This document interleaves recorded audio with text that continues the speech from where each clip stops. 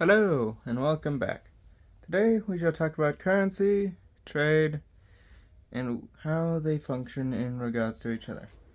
Now, in front of you, you can see two different types of currency. If you don't know which one this one belongs to, this is Vietnam's currency, called a dong. Yes, that is the name, and no, I will not apologize because it's just how it's named. Now, you might notice something, besides the fact that the US dollar is only 20 and these are 50 and 500,000. When it comes to these currencies, there are obviously different ways of making them. Mainly because, although the basic idea of just print it, usually making it out of cotton or some polyester, is very simple, making sure that things copy exactly right means changing up the process. Not by much, but just enough to make it so that you print Ho Chi Minh's face instead of Andrew Jackson, who, depending on who you know, is either a really bad face to put there or a really good face to put there for both of them. Now, one might ask, well, if I want my currency to reach the far ends of the globe, wouldn't I want it to be strong? You know, a lot of value compared to other currencies. Not necessarily. When it comes to trade, it's actually better generally to have a lower valued currency. The reason why is because it's a lot easier to trade with them. Let's say there's a gold standard, just for the sake of ease. And $20 is worth 1 ounce of gold in this gold standard world, and 50,000 dong is worth 1 ounce of gold.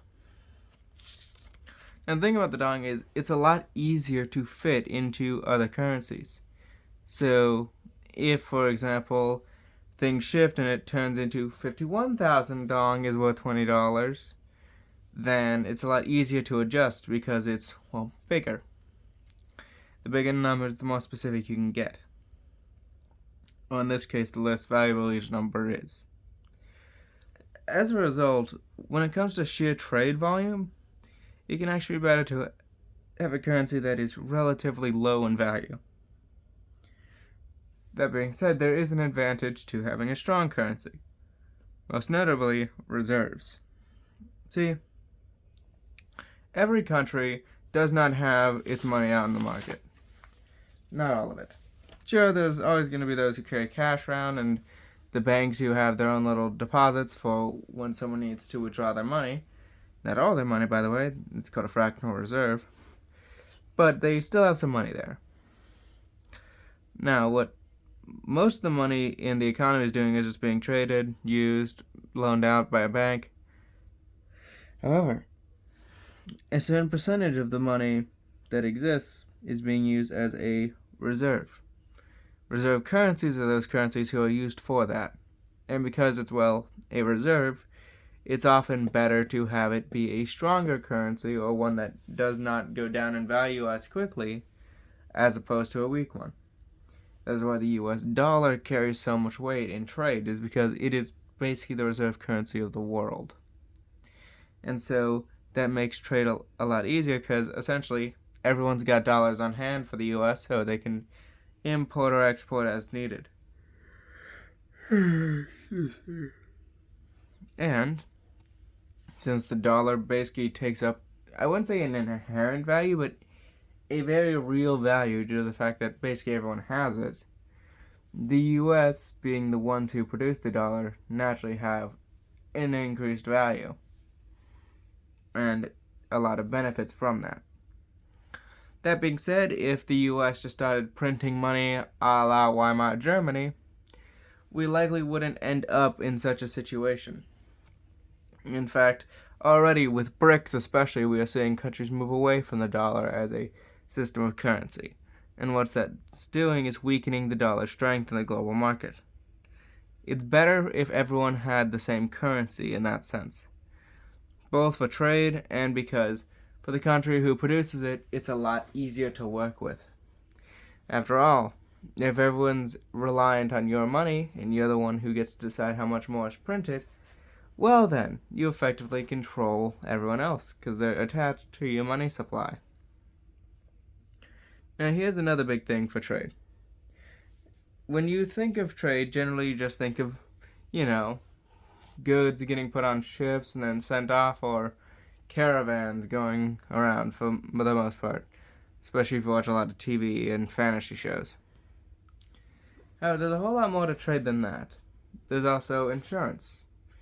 And usually the way insurance works is it'll take a small portion of what you make in a week or month or year, have you arrange it. Excuse me, I'm really tired. But it'll take that reserve.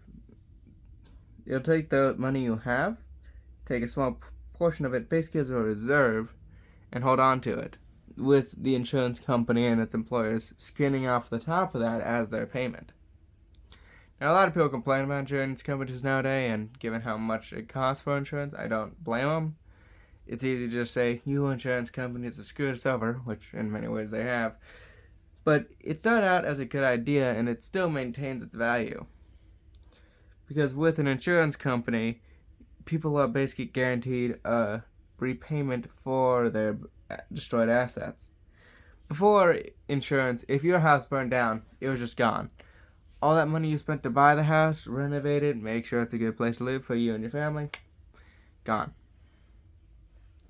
With insurance, you can now get it refunded, at least in part, and only have to pay back some of it, which really helps with the opportunity cost that comes with the destruction of the building for the individual who suffers. All that being said, there's another factor: inflation and deflation. Basically two sides of the same coin. They affect everything said before. Even insurance to a lesser extent, but to be fair, they affect everything, so not really a surprise there. Back to the point. Deflation occurs when a good, or in this case a currency, rises in value relative to others, thus making them go down by comparison.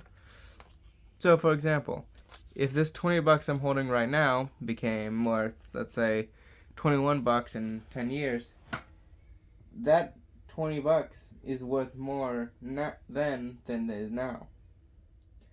It can thus buy more for that same $20, which is actually different in value.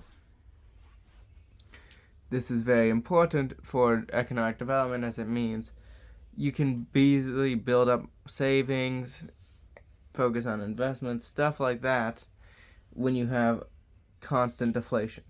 Now, there are downsides. For example, it does not go well with businesses. For obvious reasons, if their spending ends up turning less results than just shoving things onto the market and letting it play out, they're less likely to build. Also, because of the fact that they can't adjust prices as easily because of the whole, reduced value situation, it makes it very easily possible for them to not make any money or lose value due to deflation. Furthermore, there are other complications, mainly due to the fact that deflation is what happens when inflation goes roughshod. Inflation, on the other hand, just means the value of something decreases relative to others, resulting in an increase in value overall. So if you had, say, that $20 again, but this time it's only able to afford $19, that's deflation. And that's a very important concept to grasp. Anyways, I'm tired, so this will be a short one. Hope that summarizes at least a bit of it.